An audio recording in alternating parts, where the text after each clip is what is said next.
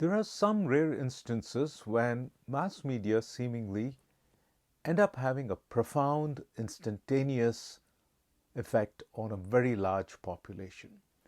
You might have heard of this particular story. It took place on Halloween night, 1938, when the great director Orson Welles broadcast a production of H.G. Wells' novel, The War of the Worlds. Now, it was a radio play, and there was no sensationalism intended from what we can gather, because the radio program was introduced as a fictional rendition.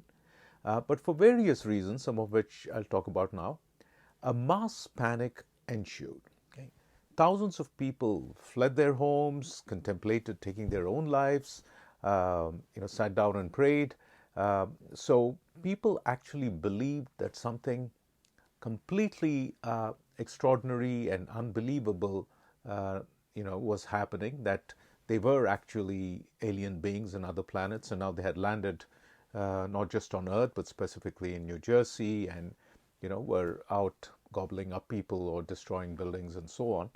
So this was a much talked about event at that time, and the question, of course, remained: was this a sign that everyone had to be concerned about media, and particularly about radio?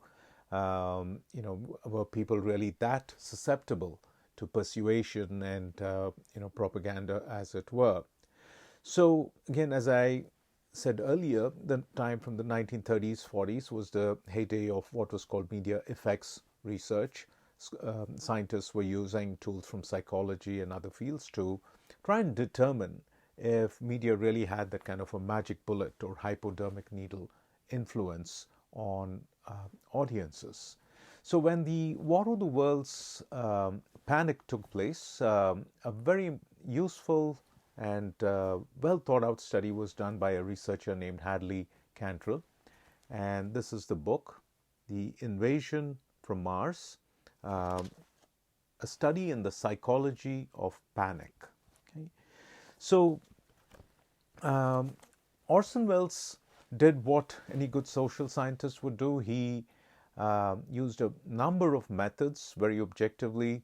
He did not jump into the usual assumptions of either arguing that people were dupes or that the media was like somehow totalitarian. He tried to figure out objectively all the different factors that might have played a role. So this is a very good example of a classic work in media studies using social science tools. So Cantril, gives us first of all various indicators of how huge this reaction was when the War of the Worlds broadcast was done.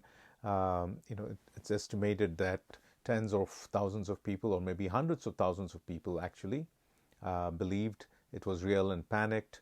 And then it was talked about in the newspapers for several days afterwards, thousands of newspaper stories and so on. So he gathered data using a number of different methods, letters to the editor, newspaper reports, and then, of course, his own surveys and interviews and so on. So the picture that emerged from his research is a very nuanced one, in the sense that it gives us an understanding of many different factors that were at play. Some of these factors had to do with the nature of the medium and the cultural associations with that radio had at the time, the historical context, and some of them seemingly had something to do with the demographic background of the audiences as well. So I want to read the first paragraph, which sort of gives you a sense of how things unfolded. This is what Cantril writes. Long before the broadcast had ended, people all over the United States were praying, crying, fleeing frantically to escape death from the Martians. Some ran to rescue loved ones, others telephoned farewells or warnings, hurried to inform neighbors, sought information from newspapers or radio stations, summoned ambulances and police cars. At least 6 million people heard the broadcast. At least 1 million of them were frightened or disturbed. Okay. So it was a huge phenomenon in mass panic. But what Cantril found with his research is very interesting, because it began to complicate the assumptions that many researchers had about the media at that time. Now, on the one hand, a lot of people did panic, but at the same time, it was clear that a lot of people did not panic. So, Cantril's findings, give us an understanding of how some of these things took place. So, I'll mention 2 or 3 of these factors, which are very interesting. So, the most obvious source of the misunderstanding or panic, it appears, had to do with the very simple factor of having tuned in late. Okay, so many of the listeners who started listening to this broadcast missed the announcement at the beginning, where it was very clearly mentioned that this was H.G. Wells' novel turned into a play. The second factor, which also had to do with the creative choices of the program itself, was the fact that the program was set up as if a live orchestra was playing, and this was getting interrupted by events in real time. So somebody's playing, we hear some music, and then the announcer comes in and says, we have news that some explosions were seen on Mars. A few minutes later, we have news that a fire was seen in the sky over New Jersey. And the next thing you know, we have news, and then people are screaming, and you hear fire alarms, and so, all the drama of radio, through the sound. So a lot of factors pertaining to the medium itself played a role, and Cantril notes that radio was seen as a very trustworthy medium at that time. President Roosevelt, and it was the new medium, and it was seen as the voice of authority. And then there were other ways in which perceptions of authority played a big role. For example, the broadcast, the play, would mention scientists and experts with specific titles. Okay?